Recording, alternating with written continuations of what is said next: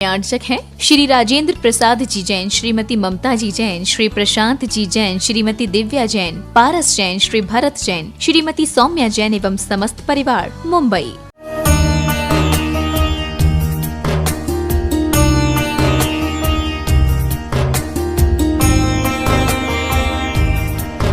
वर्तमान में उसने अपनी शक्ति के अनुरूप अहिंसा की उपासना की, उसके माध्यम से विकास उसने किया है। इसलिए विकास करने के लिए बहुत सारे साधन उपलब्ध होते हैं, हो सकते हैं, होते हैं। और आप लोग सारे के सारे उच्च कुल में पैदा हुए हैं, ये ध्यान रखो।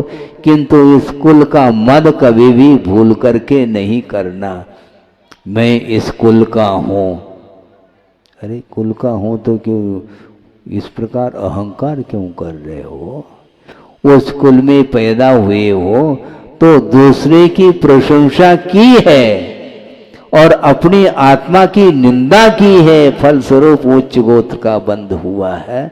और उसके फलस्वरूप आपको वर्तमान में देव गुरु शास्त्र की उपासना करने के लिए अवसर, स्वर्णिम अवसर प्राप्त हुआ है। इसलिए कभी भी भूल करके भी गुणी की निंदा नहीं करनी चाहिए, क्योंकि निंदा करने वाला व्यक्ति कभी भी सम्यक दृष्टि नहीं हो सकता। सोचो, विचार करो, ध्यान से सुनो। हम रात दिन दूसरे की निंदा करते हैं और निंदा करने वाला सम्यक दृष्टि नहीं हो सकता, ये कहा गया।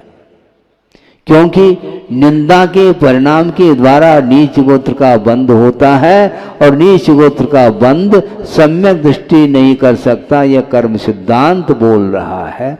इसलिए आप लोगों को अलर्ट होकर के सुनना चाहिए।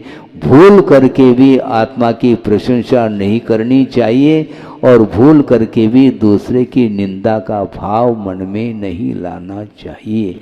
इस प्रकार यदि आगम के माध्यम से आप ज्ञान को प्राप्त करते हैं तो निश्चित रूप से सम्यक दर्शन यदि नहीं है तो वह सम्यक दर्शन प्राप्त हो सकता है।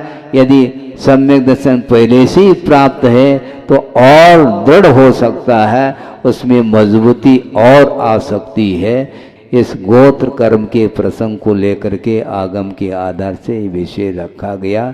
इसलिए विकास होने के उपरांत यदि विनाश की ओर गति होती है तो उसमें निश्चित रूप से निंदा के परिणाम के कारण ही पतन होता है उसका। इसलिए भूल करके भी नहीं करना चाहिए।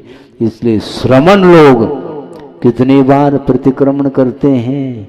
2 बार प्रतिक्रमण करते हैं। एक दैविक प्रतिक्रमण, एक रातिक प्रतिक्रमण करते हैं और बीच में इर्यापत संबंधी भी प्रतिक्रमण होता है। इस प्रतिक्रमण में वो क्या बोल रहे हैं? हे भगवान, जाने अनजाने में जो दोष लगे हैं, जो अपराध बन पड़ा है, उसकी मैं निंदा आलोचना करता हूँ। पापिष्टेन दुरात्मना जड़धिया मायाविना लोभिना राग द्वेष मली मसेन मनसा। ये मन के विशेषण हैं।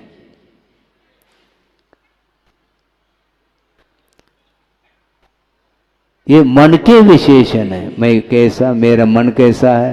पापी है, दुरात्मा है, जड़ बुद्धि वाला है, मायावी है, लोभी है, राग द्वेष से मलिमस है। ऐसे मनसा दुष्कर्म यन निर्मितम। इस प्रकार कलुषित मन के द्वारा जो दुष्कर्म ने पाप कर्म का अर्जन किया है, हे भगवान, त्रैलोक के अधिपति, 3 लोक के नाथ, हे भगवान, इस प्रकार का जो पाप अर्जन किया था ज्ञान दशा में, और आपकी स्तुति करने से, आपकी आराधना करने से ही ये सारे के सारे पाप कर्म भूल सकते हैं। इस प्रकार श्रमण लोग अपनी निंदा, अपनी आलोचना, अपनी गर्रा करते हैं।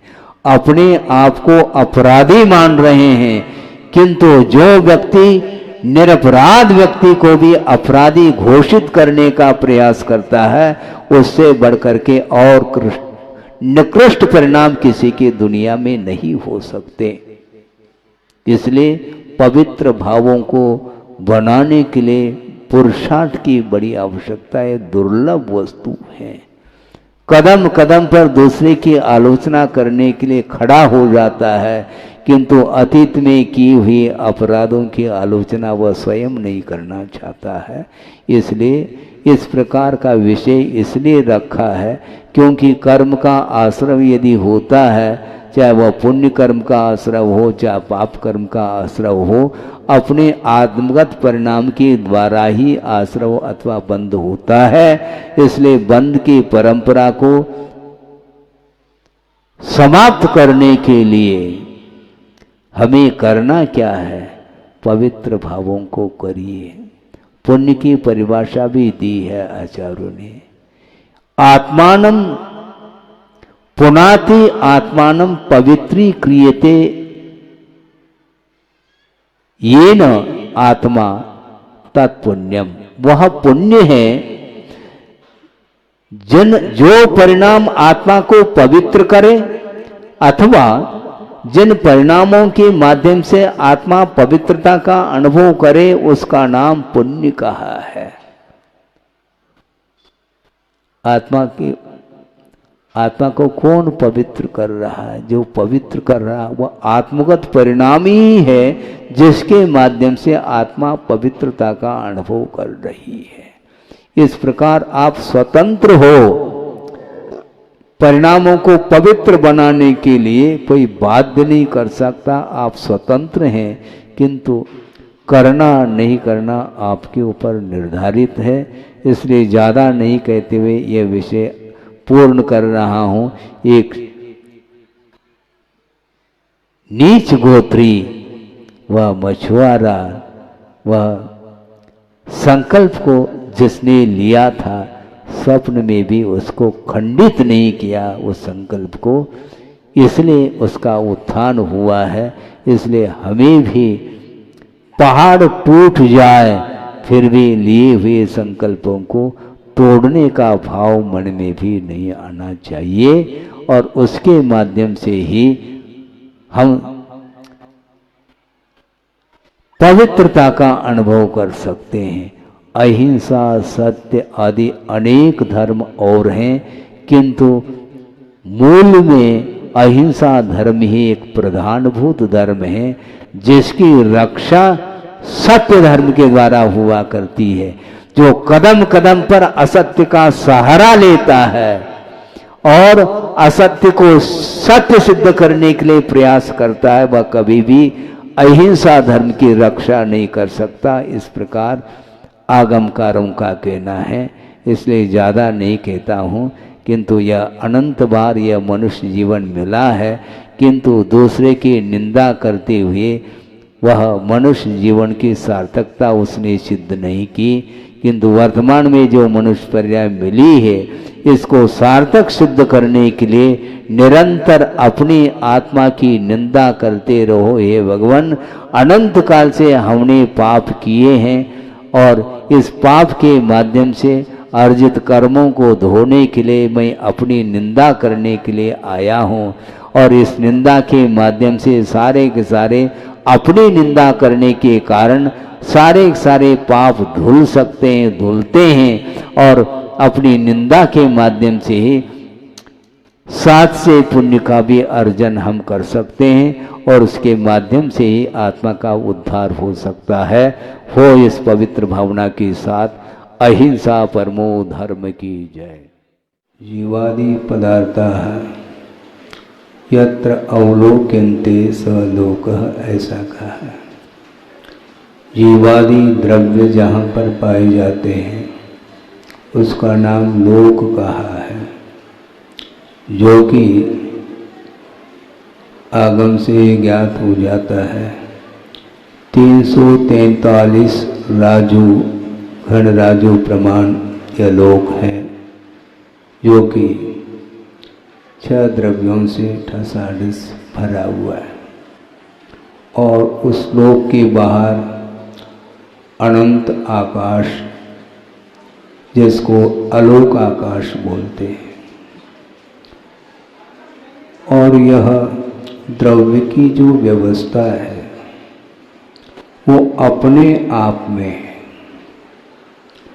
इस लोक का निर्माता कोई दूसरा हो या मन में विकल्प आ सकता है, किंतु इस सृष्टि का निर्माता कोई भी व्यक्ति नहीं है। यह अनादि अनिधन है, किसी ने इसका निर्माण नहीं किया, किसी के द्वारा यह नष्ट भी नहीं हो सकता, किसी के द्वारा यह लोक सुरक्षित भी नहीं है, अपने आप में है।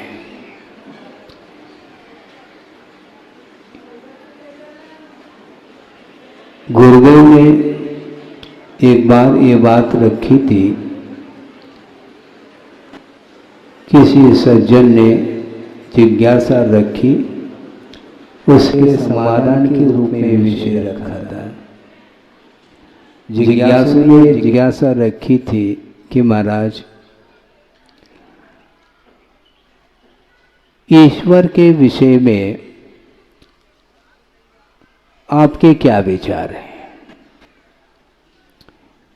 ईश्वर कोई वस्तु है क्या नहीं? कोई व्यक्ति विशेष का नाम ईश्वर है, इस प्रकार हमारी अपनी धारणा है। इस विषय में आपका क्या ख्याल है? तो गुरुदेव ने बहुत अच्छा आगमिक उत्तर दिया। उनकी जिज्ञासा यह थी कि महाराज, आप ईश्वर को मानते कि नहीं मानते? मैं ईश्वर को क्यों नहीं मानता, किंतु ईश्वर को मानने का अर्थ ये नहीं है कि मैं ईश्वर कर्तृत्ववाद को स्वीकार करना हो। ईश्वर कर्तृत्ववाद को मैं नहीं स्वीकार करता, ईश्वर को स्वीकार करता हूँ, और वह ईश्वर एक नहीं हुआ करता, ये ध्यान रखें। ईश्वर का अर्थ भगवान हुआ करता है, जो कि शुद्ध अवस्था में विराजमान होते हैं। और कुंद कुंद देव ने समयसार ग्रंथ में मंगलाचरण के रूप में ही इस विषय को रखा है कि वंदित्व सौव सिद्धे ध्रुवमचल मनोवमम गयम पत्ते ओ छाम्य समय पाहुड़ मिनमो सुध केवली फणिदम, ऐसा कहा। वंदित्व सौव सिद्धे, मैं सिद्धों को नमस्कार नहीं करता, समस्त सिद्धों को नमस्कार करता हूँ। इससे स्पष्ट है, सिद्ध परमेष्टि एक नहीं, अनंत के रूप में विद्यमान है, उनकी मैं वंदना करता हूँ। और सिद्ध परमेष्टि 3 लोक के स्वामी हुआ करते हैं, फिर भी उनके अंदर स्वामित्व भाव नहीं है। 3 लोक के नाथ है, इसी को ईश्वर बोलते हैं, किंतु वह ईश्वर एक नहीं है। किसी व्यक्ति विशेष का नाम ईश्वर नहीं, किंतु जिन्होंने साधना के माध्यम से प्रभुत्व शक्ति को उद्घाटित किया है, उसको ईश्वर बोलते हैं। इसी को भगवान के रूप में हम स्वीकार करते हैं, किंतु ईश्वर के द्वारा, भगवान के द्वारा सृष्टि का निर्माण नहीं हुआ है। ये अनादि अनिधन यह वस्तु की व्यवस्था है, इसको स्वीकार कर लेनी पड़ेगी, अन्यथा बहुत बड़ी बाधा ये आएगी। वह ये है, यदि ईश्वर ने सृष्टि का निर्माण किया है तो ईश्वर को किसने निर्माण किया? सुन रहे हैं आप? ईश्वर ने यदि 3 लोक की रचना की है तो ईश्वर की रचना किसने की, किसी दूसरे ईश्वर ने की मान लो, तो उस ईश्वर की रचना किसने की? किसी दूसरे ने की। इस प्रकार अनंत काल तक भी आप चले जाएं तो भी वह अनवस्था दोष आता चला जाता है, कोई व्यवस्था नहीं बनती है। इसलिए किसी ने किसी को नहीं बनाया है, ये अपने आप द्रव्य की व्यवस्था चलती है।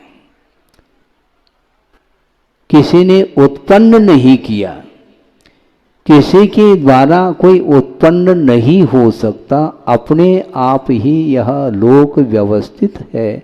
इसलिए हम ईश्वर को तो मानने के लिए तैयार हैं, किंतु ईश्वर के द्वारा सृष्टि की रचना को मानने के लिए हम तैयार नहीं हैं। हम ईश्वर की उपासना करते हैं, करना चाहिए, क्योंकि ईश्वर अर्थात भगवान हुआ करते हैं और वह भगवान आराध्य हुआ करते हैं, आराधना के योग्य होते हैं। शुद्ध परमेष्टि की आराधना सभी संसारी जीव करता है। पंच परमेष्टि की आराधना आप लोग करते हैं, उसमें अरहंत, शुद्ध, आचार्य, उपाध्याय और सर्व साधु, इन पांचों परमेष्टियों की उपासना की जा रही है। और उसमें सबसे श्रेष्ठ कौन है? आपकी दृष्टि गई है क्या? नमोकार मंत्र का जाप आप लोग प्रतिदिन करते हो और उसमें सर्वप्रथम नमो अरहंतानम ऐसा कहा है। तो इन पांच परमेष्टियों में अरहंत परमेष्टि सर्वश्रेष्ठ है क्या, यह प्रश्न उठता है। किंतु अरहंत परमेष्टि समस्त परमेष्टियों में सर्वश्रेष्ठ नहीं है। फिर कौन है? शुद्ध परमेष्टि श्रेष्ठ है, क्योंकि शुद्धावस्था के उपरांत और कोई भी अवस्था नहीं आ सकती। अरहंत परमेष्टि वो हम और आपके लिए आराध्य हैं, किंतु वे स्वयं भी आराधक हैं, क्योंकि वे आराध्य हम और आपके लिए, किंतु उनसे भी कोई श्रेष्ठ अवस्था है। उसको प्राप्त करने के लिए उनकी अभी भी साधना कुछ शेष रही है। मौनी कर्म के अभाव के फलस्वरूप केवल ज्ञान उत्पन्न होता है, और केवल ज्ञान को लेकर के जो शरीर के साथ जिनका जीवन चलता है, उनको अरहंत परमेष्टि की संज्ञा प्राप्त है, जिसको सकल परमात्मा बोलते हैं। कल का अर्थ होता है शरीर, और शरीर से युक्त जो आत्मा होती है, परमात्मा होती है, उसका नाम सकल परमात्मा। क्योंकि केवली भगवान केवल ज्ञान के द्वारा समस्त संसार को जान रहे हैं, देख रहे हैं, किंतु उनका वह जीवन अभी भी शरीर के अधीन है, शरीर से मुक्त नहीं हुए, वो स्वतंत्र नहीं है, ये ध्यान रखें। वो भी परतंत्रता का अनुभव करते हैं। तो महाराज वो भी हम और आप जैसे हैं क्या? आप जैसे तो नहीं है, मोहनी कर्म के अधीन तो उनका जीवन नहीं चल रहा है। संसारी प्राणी का जीवन स्वाधीन नहीं, किंतु मोह के अधीन चल रहा है। इसको पराधीन जीवन बोलते हैं। किंतु जिन्होंने मोह को परास्त कर दिया है और केवल ज्ञान को उत्पन्न कर दिया है, उनका जीवन परतंत्र नहीं, स्वतंत्र है। किंतु मोहनी कर्म का अभाव करने के बावजूद भी उनका जीवन अभी भी आयु कर्म के आश्रित चल रहा है। आयु कर्म का जब तक अभाव नहीं होगा, तब तक सिद्धत्व की उपलब्धि नहीं हो सकती, यह सिद्धांत है।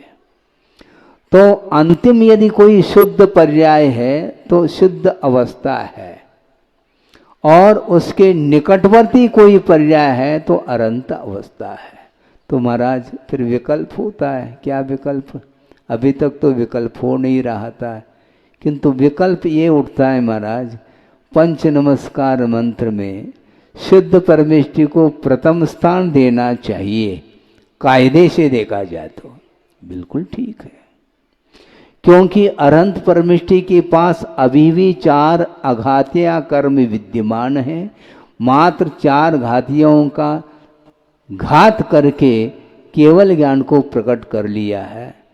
अरहंत का अर्थ पूज्यता को प्राप्त हुए हैं, किंतु अभी भी वे गुणस्थान अतीत आत्म तत्व का अनुभव नहीं कर रहे हैं। 14वें गुणस्थान के अंतिम समय तक जो संवेदन होता है वह असिद्ध अवस्था का ही संवेदन होता है। बहुत अच्छा उदाहरण दिया था गुरुदेव ने, आपके सामने रख रहा हूँ। क्योंकि मैं जो भी रखता हूँ मैं अपने तरफ से कुछ रखता नहीं, जो गुरुदेव ने रखा है उसको दोहराता रहता हूँ, ताकि उसके माध्यम से हमारा भी मन, हमारा भी उपयोग पंच परमिष्टि में लगा रहे। इसको लेकर के मैं दोहराता रहता हूँ, और दोहराने का नाम ही अनुप्रेक्षा है। बार बार वस्तु तत्व का चिंतन करने का नाम अनुप्रेक्षा कहा है आगम में। इसलिए प्रसंग के अनुरूप गुरुदेव ने जो विषय दिया था उसको आपके सामने रख रहा हूँ कि अरहंत परमेष्टि और सिद्ध परमेष्टि में क्या अंतर है, क्या फर्क देखने में आता है, इसको रखा है। उदाहरण ये दिया है, घी को प्राप्त करना है? घी का परिचय है क्या नहीं आपको? परिचय क्या महाराज? प्रतिदिन घी हम खाते नहीं, पीते हैं। अच्छा, दूध तो कम पीते हैं, घी ज़्यादा पीते हैं, क्योंकि घी के द्वारा शरीर ज़्यादा पुष्ट होता है दूध की अपेक्षा। तो इसका अर्थ दूध का परिचय आपको है, दूध का स्वाद भी आपने चख लिया है। दूध का, घी का स्वाद आता है कि नहीं आता है? सब अलग अलग आता है। और दूध में घी है क्या नहीं? घी विद्यमान है शक्ति के रूप में, और उस दूधगत जो घृत है, घी है, उसको निकालने के लिए विधि है, और दूध को तपाया जाता है और उसमें जामुन डाल करके जब वह दूध जम जाता है, घी के रूप में परिवर्तित, अपने दही के रूप में परिवर्तित होता है, तो उस दही का मंथन करते हैं तो क्या निकलता है? नवनीत का गोला निकलता है। निकलता है क्या नहीं? देख लो। अब वह नवनीत अपने आप में वह दूध की ही परिणति है, दूध की ही वह अवस्था है, किंतु वह दूध की अंतिम अवस्था नहीं है। अंतिम अवस्था क्या है? घृत है, घी है। तो नवनीत को गुरुदेव ने अरहंत परमेष्टि की उपमा दी है। नवनीत के समान अरहंत परमेष्टि हुआ करते हैं, क्योंकि उस छाछ में वह नवनीत का गोला तैर रहा है, किंतु उसका आधा भाग उस छाछ में डूबा हुआ है। किंतु कभी भी घृत डूबता नहीं, पूर्ण रूप से वह ऊपर तैरता रहता है। दूध में आपने घी डाला, पहले घी डालो पात्र में, और बहुत बड़ा पात्र है मान लो, और उसमें 3-4 किलो आपने घी डाला। उसके बाद 1 चम्मच भी यदि मान लो घी डालते हैं, किंतु पहले दूध ना डालो, पहले घी डालो 1 चम्मच पर। कहने में थोड़ा सा अंतर आया, पुनः उसको आपके सामने रख रहा हूँ। बहुत बड़ा पात्र है, उसमें 1 चम्मच घी डाला है, उसके ऊपर आपने 2-3 लीटर या किलो दूध डाल दिया, किंतु 1 सेकंड नहीं लगता, वह घी दूध के ऊपर तैरता है। उसकी अंतिम अवस्था है, किंतु नवनीत पूर्ण रूप से ऊपर तैर नहीं सकता, वह आधा हिस्सा उसका छाछ में डूबा हुआ है। इसी प्रकार अरहंत परमिष्टि की वह अवस्था है, 4 घातिया कर्मों के क्षय करने के फलस्वरूप केवल ज्ञान से वो विभूषित हुए हैं, किंतु सिद्ध अवस्था का संवेदन उन्हें नहीं हो सकता। सुन रहे हैं आप? किंतु 4 आघातिया कर्मों का जब क्षय किया जाता है, तब कहीं जाकर के वह अंतिम पर्याय प्रकट होती है, जिसको शुद्धत्व बोलते हैं, शुद्ध अवस्था बोलते हैं। आपको क्या प्राप्त करना है? शुद्ध अवस्था प्राप्त करना कि घी? क्योंकि दृष्टांत की ओर दृष्टि आपकी है। घी तो आप प्राप्त कर सकते हो, किंतु शुद्ध अवस्था को प्राप्त करना खेल नहीं है। ध्रुवम अचल मनोवमम गयम पत्ते, ऐसा कहा। ध्रुव अर्थात अविनाशी, अचल अर्थात चलायमान नहीं है, अनुपम है। ऐसे अविनाशी, अविचल और अनुपम गति को प्राप्त हुए जो सिद्ध परमिष्टि हैं, उनके लिए नमन किया जा रहा है। पंच परमिष्टि में वो अंतिम सबसे श्रेष्ठ अवस्था मानी जाती है। उनकी आराधना करने के लिए हम और आप बैठे हैं। बहुत कठिन है ये। गुरुदेव ने कहा है, इसलिए उस विषय को जरूर रखना चाहता हूँ, क्योंकि यह आधुनिक युग है, प्रदर्शन का युग है। दर्शन कम करता है संसारी प्राणी, प्रदर्शन ज़्यादा करता है, और प्रदर्शन में उसको ज़्यादा आनंद आता है। प्रदर्शन का अर्थ क्या होता है? दर्शन नहीं होता। प्रदर्शन का अर्थ होता है दिखाना। देखने का नाम दर्शन है और दिखाने का नाम प्रदर्शन है, ये ध्यान रखो।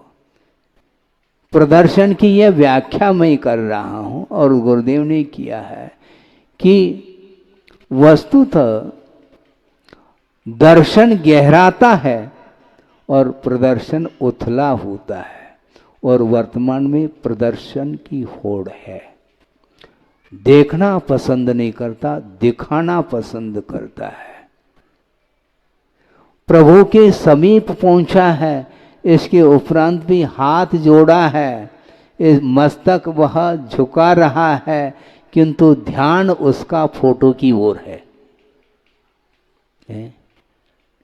क्या नहीं? क्यों? राग के क्षेत्र में जाकर के बैठते हो, वहाँ पर फोटो आदि निकालना ठीक है, आपका विषय है, मैं ज़्यादा नहीं कहना चाहता। किंतु धर्म सभा में भी फोटो की ओर ध्यान। आप प्रभु को नमन कर रहे हैं, प्रभु की आराधना करने के लिए उपस्थित हुए हैं, क्या अपने आपके चित्र को प्रदर्शित करना चाहते हैं? इसको बोलते हैं बहिर्दृष्टि। शरीर की ओर दृष्टि मानी जाती है, जबकि शरीर से अतीत वह शुद्ध परमात्म तत्व हुआ करता है। जिस शुद्ध परमात्म तत्व को प्राप्त करने के लिए, अरहंत परमिष्टि के लिए अभी भी साधना की आवश्यकता है। हालांकि नियम रूप से निर्माण का लाभ होगा उन्हें, किंतु अरहंत अवस्था से ऊपर उठने के लिए और शेष साधना है। वह साधना भी उनके द्वारा की जाएगी, तब शुद्ध अवस्था प्राप्त होगी। सोचो, विचार करो, सबसे श्रेष्ठ दिव्य शरीर को धारण करने वाले अनंत परमेष्टि हैं।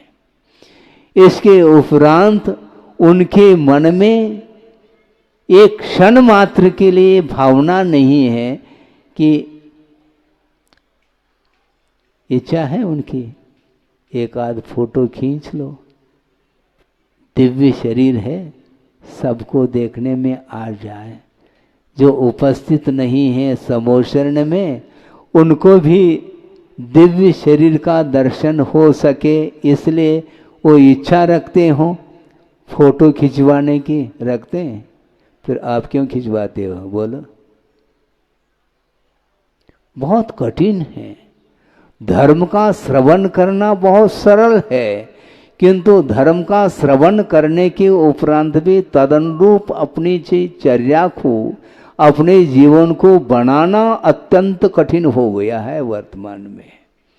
क्योंकि नए नित नए संसाधन आप लोगों के लिए मिलते हैं और उसके माध्यम से आप आनंद का अनुभव कर रहे होते हैं, किंतु वह आनंद विषयजन्य आनंद माना जाता, परमार्थ संबंधी वह आनंद नहीं माना जाता।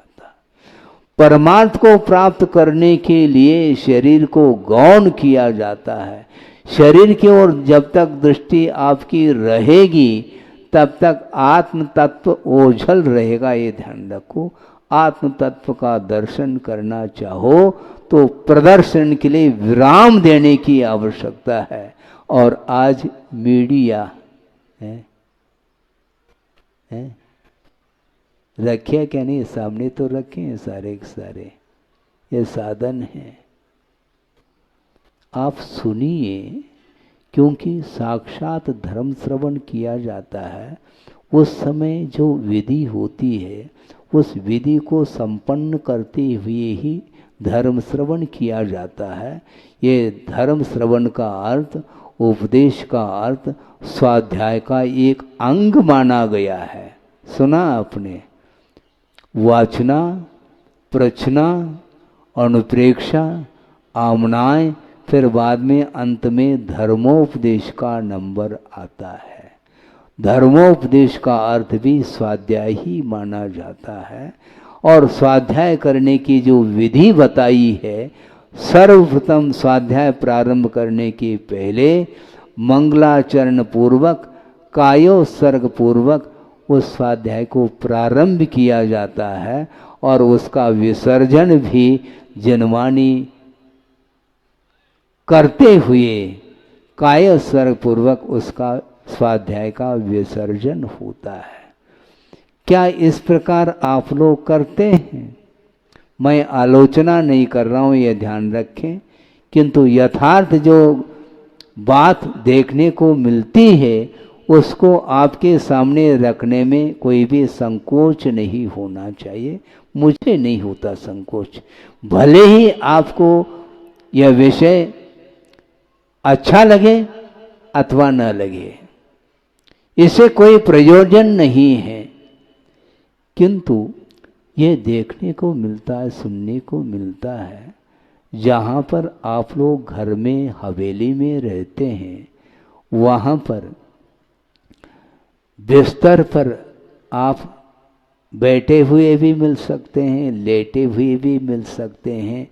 जिस किसी मुद्रा में आपकी छवि देखने को मिलती है और धर्म श्रवण किया जा रहा है मोबाइल के माध्यम से, और उपदेश चल रहा है, और आप किस मुद्रा में हैं, आपका उपयोग किस ओर है, आपके अंदर कहाँ तक विशुद्धि है। क्योंकि मन, वचन और कायिक शुद्धि पूर्वक ही स्वाध्याय किया जाता है, और स्वाध्याय धर्म श्रवण भी स्वाध्याय का ही एक रूप है। इसलिए मैं ये पूछना चाहता हूँ, आप प्रभु के सामने पूजन करने के लिए अथवा अभिषेक करने के लिए बैठे हैं, खड़े हैं, तो आप किस वस्त्र के साथ अभिषेक करते हैं भाई साहब? बोलो। सोले का वस्त्र पहन करके, सर्वप्रथम स्नानादिक से निवृत्त होकर के वह सोले का शुद्ध वस्त्र पहनता है और शुद्ध प्रासुक जल के माध्यम से प्रभु का अभिषेक करता है।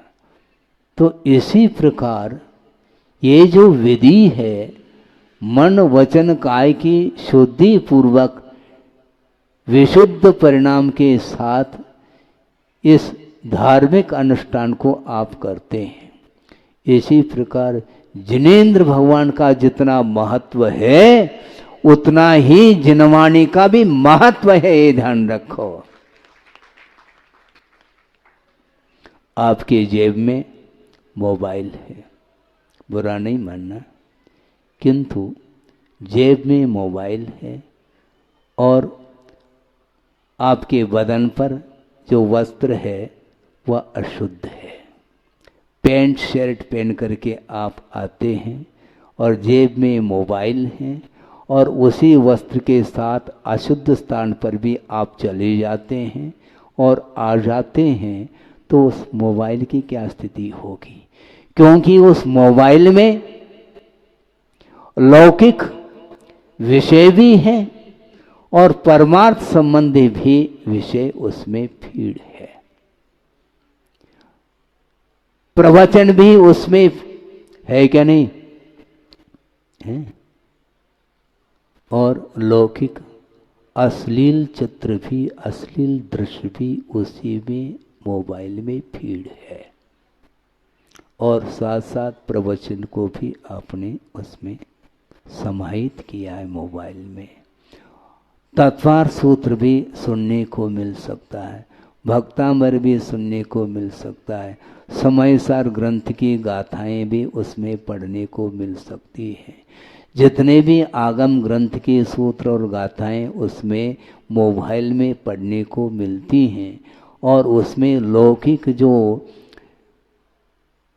लौकिक क्षेत्र संबंधी रागात्मक दृश्य और रागात्मक गीत आदि भी उसमें समाहित है और जेब में रखते हैं और अशुद्ध स्थान पर जाते हैं। आपको ध्यान नहीं है क्या? मैं इसलिए कहना चाह रहा हूँ, ये सामूहिक सभा है, अलग अलग रूप से मेरे लिए कहने के लिए समय भी नहीं है, इसलिए आपको ये चाहिए इस प्रकार अशुद्ध स्थान में उस मोबाइल को नहीं रखना चाहिए। एक बात।